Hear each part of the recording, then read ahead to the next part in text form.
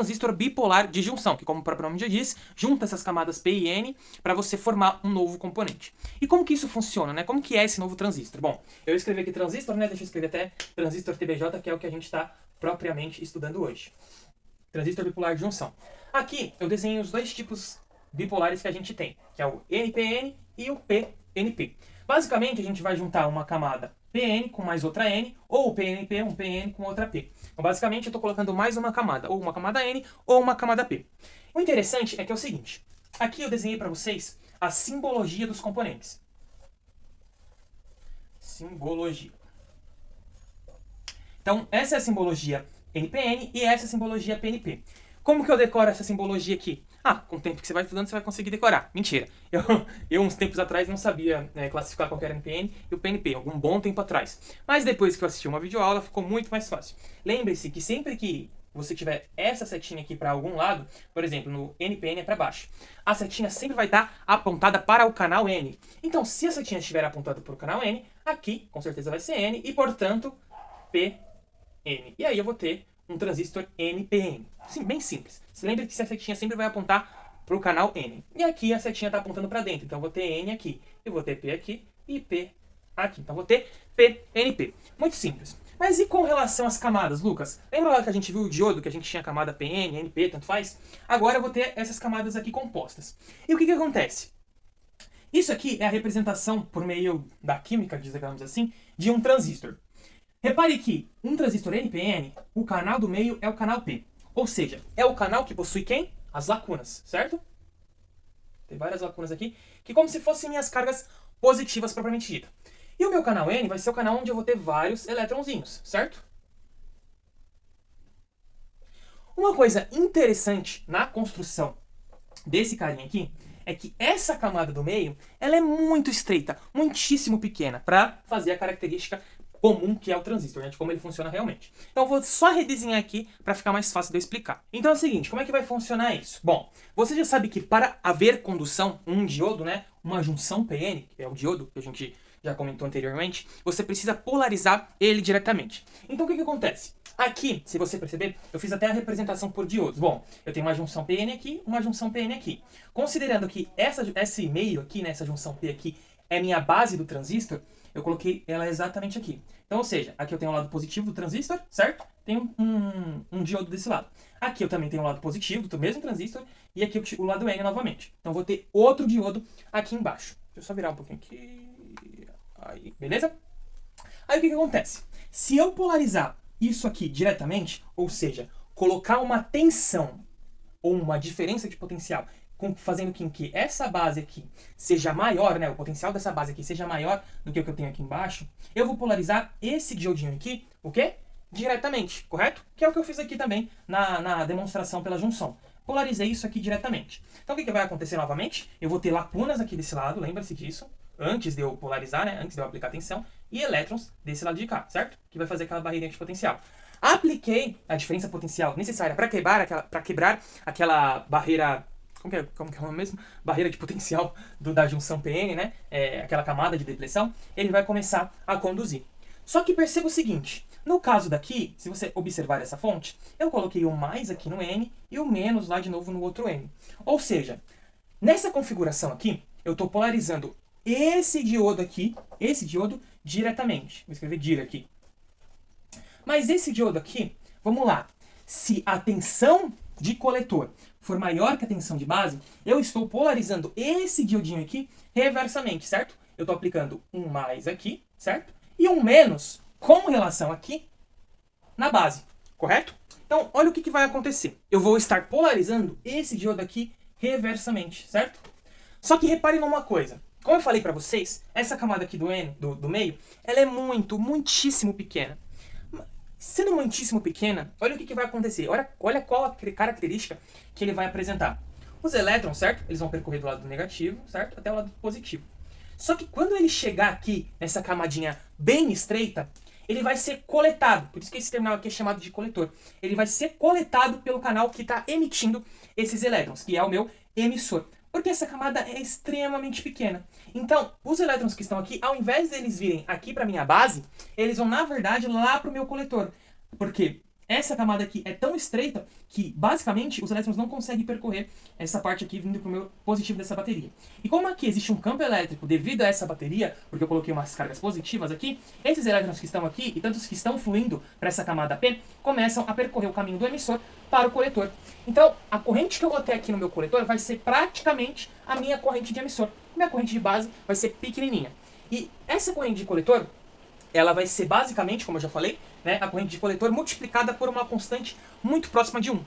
Mas não vai ser exatamente 1, porque vai ter uma corrente muito pequenininha aqui na base. E outra coisa que é interessante é que a corrente que eu vou ter aqui no meu coletor vai ser numa ordem de 100 vezes, né, depende do transistor, da construção do transistor, mas vai ser na ordem de 100 vezes maior que a corrente de base.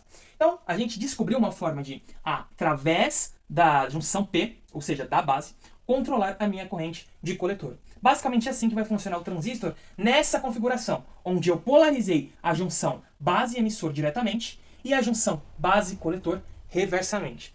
Ou seja, apliquei um potencial maior aqui no coletor do que eu tenho na base e apliquei um potencial maior na base do que o que eu tenho no emissor. Só que essa é uma das configurações, apenas uma das configurações.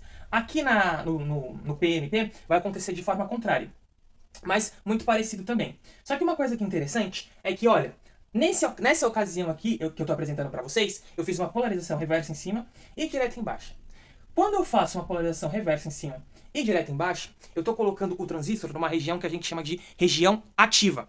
Essa região ativa é a faixa onde o transistor pode operar normalmente, é onde eu posso flutuar a corrente que ele suporta e a tensão que ele suporta, de modo a construir um circuito que eu queira fazer aí. Por exemplo, no caso de circuitos amplificados, normalmente a gente coloca o ponto de operação dele, essa reta ativa aí que a gente vai chamar, né, esse ponto de operação ativa, bem no centro, que aí a gente consegue manipular melhor esse sinal de forma a amplificá-lo da maneira mais eficiente possível. Mas vamos continuar estudando esse transistor e verificar se a gente mudar as polarizações dele, certo? Se eu modificar a polarização dessa junção NPN, dessa junção PNP, o que será que realmente vai acontecer? Mas antes de eu mostrar para vocês a respeito das polarizações no NPN, vamos ver o mesmo exemplo, a mesma exemplificação que eu fiz para o NPN, só que agora para o PNP. Porque daí você fala, não acha o vídeo falando sobre o PNP, ninguém explica direito. Vamos ver como é que funciona no PNP. É análogo, bem simples, e você vai conseguir entender. Então aqui eu fiz o NPN para vocês em cima. O PNP vai ser análogo, então o que eu fiz? Desenhei os diodos aqui do lado para você ver, tá? Então eu tenho, se você olhar a configuração, tem um diodo nessa posição e outro diodo nessa posição. Aí o que eu faço? Aplico uma determinada tensão, ou seja, polarizo essa junção NP ou PN aqui, certo? Que é esse diodinho de baixo. Então o que acontece? O potencial aqui embaixo, no meu emissor, vai ser maior do que o potencial que eu tenho na minha base. Então esse diodo está sendo polarizado diretamente. Então eu começo a fluir essas cargas elétricas, né? No caso, lacunas e elétrons, certo? Quando eu aplico a diferença de potencial diretamente. E aí, da mesma forma que acontecia no NPN, vai acontecer aqui. Só que no caso, essa junção N aqui vai ser a junção mais estreita. E aí, da mesma forma onde ocorreu a emissão dos elétrons para o coletor, vai ocorrer nesse caso aqui, a emissão das lacunas para o meu coletor. Então é basicamente assim que vai funcionar o meu PNP, certo? Aqui eu tenho minha barreira de potencial, que na hora que eu aplico essa determinada tensão aqui, polarizada diretamente, vou acabar rompendo essa barreira de potencial, fazendo com que os elétrons façam um movimento para cá e as lacunas para cá. Mas como esse movimento aqui, como essa junção é bem estreitinha, ao invés das lacunas irem para a minha base, as lacunas vão para o meu coletor. E aí as lacunas, ou cargas positivas, como você quiser chamar aí, vão ser direcionadas, vão ser emitidas para o meu coletor, que vai coletar essas colunas, e assim vai funcionar o meu diodo PNP. Então, como você pode perceber aqui, no meu emissor eu vou ter um potencial maior do que na minha base, e na minha base eu vou ter um potencial maior do que eu vou ter no meu coletor.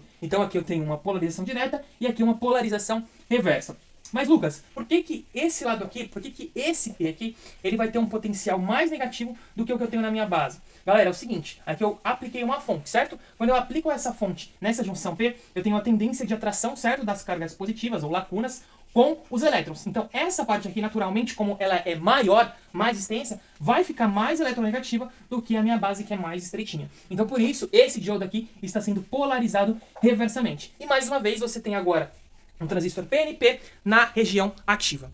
Mas, Lucas, como que vai funcionar a polarização desse transistor, né? Como que ele vai funcionar com base naquilo que a gente falou anteriormente? É o seguinte, galera. Representei o transistor novamente aqui por um modelo de diodos, que é o que a gente tem, né, na junção NPN. Então, fiz um transistor NPN aqui, sendo que aqui eu tenho minha base, aqui eu tenho meu coletor, aqui eu tenho o emissor. Lembrando que o emissor emite elétrons para o coletor coletar esses elétrons. E pela base eu consigo fazer esse controle. Então, aqui é o seguinte. Existem 4 casos diferentes em que o transistor pode atuar. Quais são esses casos? O primeiro foi o que a gente comentou anteriormente. Quando eu polarizo o diodo D1 diretamente e o diodo D2 reversamente, eu tenho o meu transistor na região ativa.